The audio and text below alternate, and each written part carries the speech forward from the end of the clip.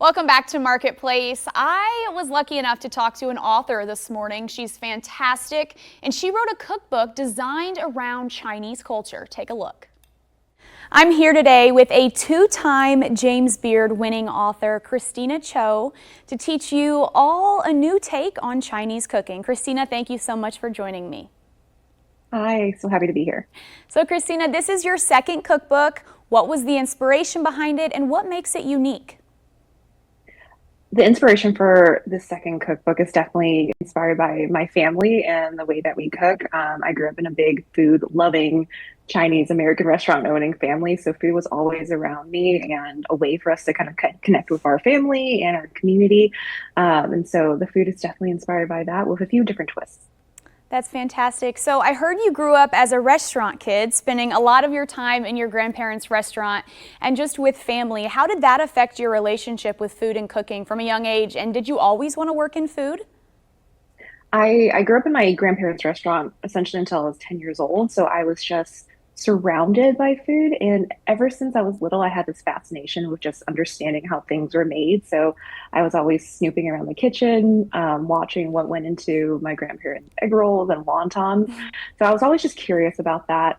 I thought about going into culinary school when I was picking colleges, but I ultimately decided on architecture. So I took a little deviation and became a designer, but food was always in the back of my mind. And I was slowly trying to figure out how to make food a more important part of my life and incorporate it into my career somehow. Yeah, so with that passion of food, what would you say are some staple ingredients that you would suggest to build a pantry for cooking some of these recipes you're going to share? And what are some entry-level recipes that you would suggest? Yeah, my mind immediately goes straight to sauces. I think if you start off with like a really good sesame oil, a really good soy sauce, oyster sauce, you have a really good foundation to cook a lot of these Chinese American recipes.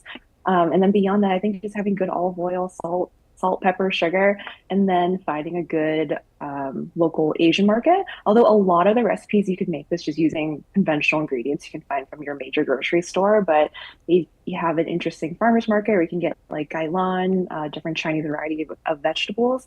I think that's a really exciting place to start. And in your book, you have an entire chapter dedicated to cooking with family and friends. It's called It Takes a Village. Can you talk about the relationship between food and the community for you? Yeah, I love cooking for people, but I think cooking with people is even more exciting and more fun. And you can get food on the table a little bit faster. Food for me has always been my way of making friends and connecting with people.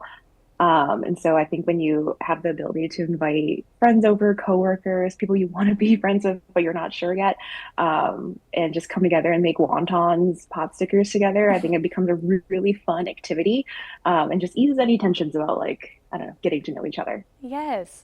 And so what do you want people to take away from this book, and where can they find it? I want people to take away from Chinese enough that Chinese cooking is accessible and easy, and it can be an everyday food because for me, it is. So you can find Chinese enough pretty much wherever books are sold, online and also at your local bookstore. Fantastic, guys. Well, I will have it all linked on newschannel20.com. And Kristina, thank you so much. We'll see you next time. Thank you. Thanks for watching. Stick around by subscribing today and don't miss a single video.